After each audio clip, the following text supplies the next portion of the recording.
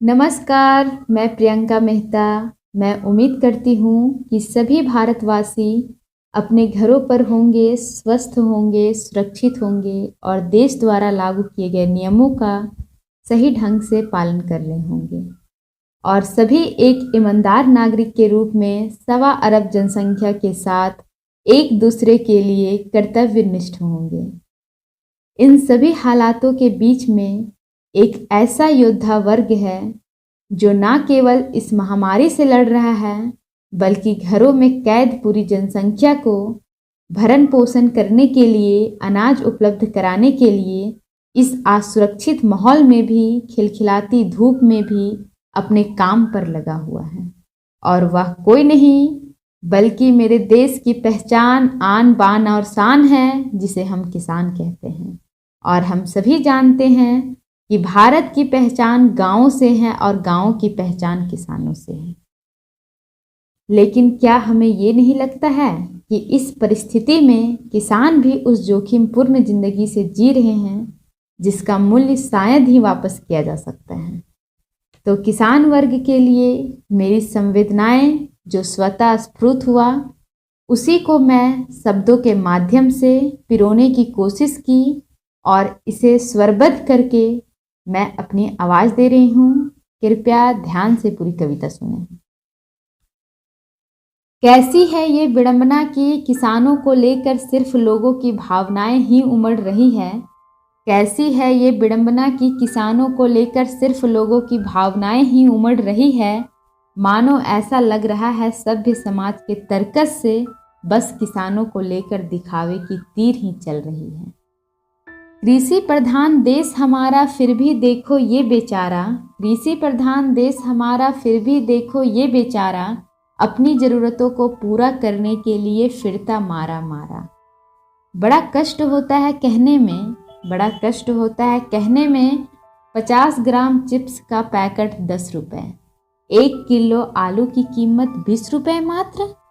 फिर भी तुम कोस देते हो किसानों को, कितना दर्द होता होगा उसे यह सहने में।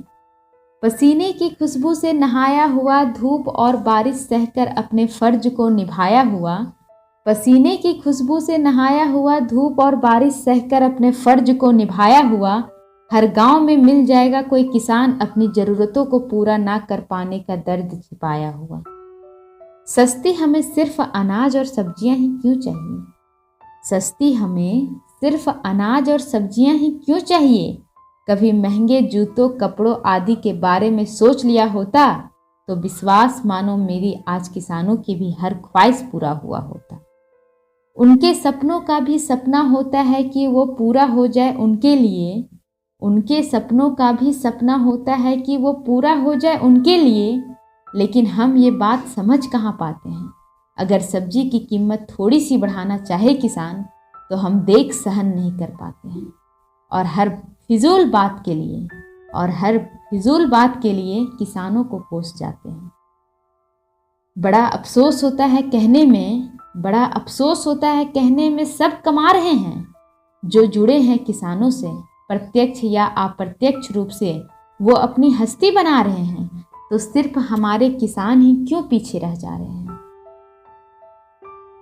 मध्य व्यापारियों को भी थोड़ी शर्म करनी चाहिए, मध्य व्यापारियों को भी थोड़ी शर्म करनी चाहिए। किसानों के पास जाकर लुहार बन जाते हैं, उनके पास से सस्ते चीज़ें खरीदकर बड़े बाजार में उन्हीं चीज़ों को लाकर पता नहीं कब वो उन्हीं के सुनार बन जाते हैं। कृषि व्यापार नहीं किसानों का परोपकार है हमारे लिए, कृषि व्यापार नहीं किसानों का परोपकार है हमारे लिए। दूसरा पहलू दिखाऊं तो इनके पूंजी का नुकसान का डर सबसे ज़्यादा होता है।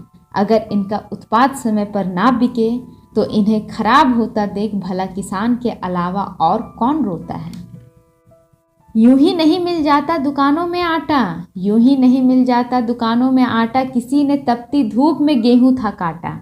एक बार खाना खाने से पहले जरूर बोला करो जय अन्नदाता। प्रधान बोल दो या भगवान बोल दो, प्रधान बोल दो या भगवान बोल दो, अगर इतना भी नहीं बोल पाओगे तो किसान को एक सलाम बोल दो। धन्यवाद।